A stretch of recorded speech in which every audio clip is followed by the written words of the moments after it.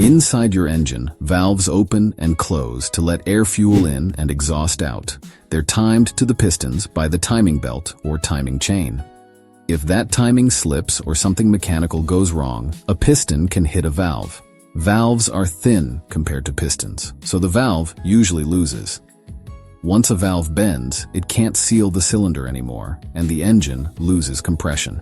That's why bent valves almost always come with serious drivability problems. So, here are 5 common symptoms of bent engine valves. Symptom 1. The engine cranks fast and sounds different. A bent valve often causes low compression, and low compression changes the sound of cranking. Instead of the normal rhythmic r-r-r, it may crank faster and smoother, almost like the engine has less resistance. People sometimes describe it as sounding like the spark plugs are out. This is common after a timing belt breaks or a timing chain jumps time.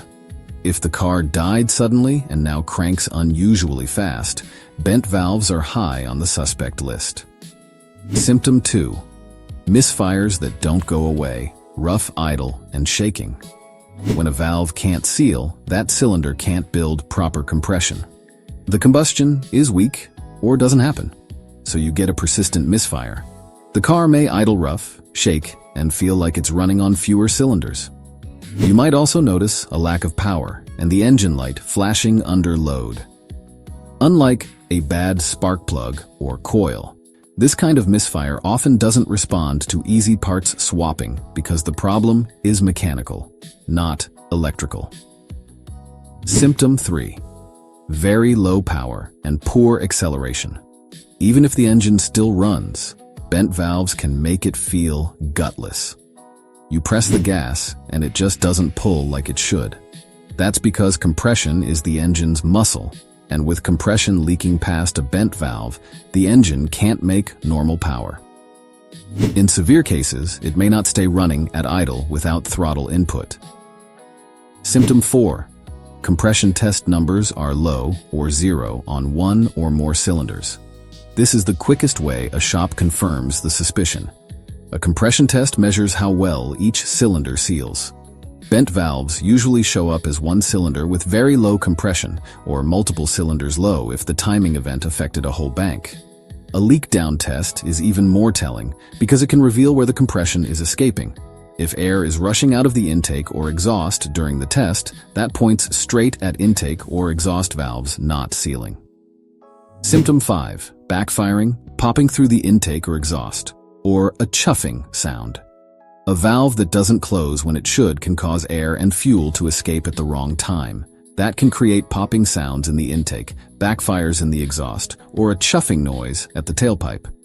It's not guaranteed on every bent valve situation, but when you hear it along with misfires and low compression, it's a big clue. The most common causes of bent valves and cost to fix. Timing belt failure is a major one on interference engines.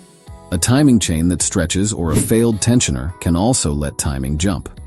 Over-revving can float valves. In rarer cases, something like a broken valve spring or a dropped valve seat can lead to contact and bending.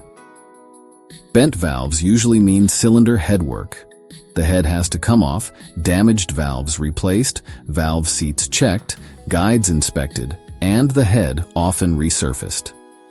Then you must address the root cause, like replacing the timing belt kit or repairing the timing chain system, otherwise it can happen again.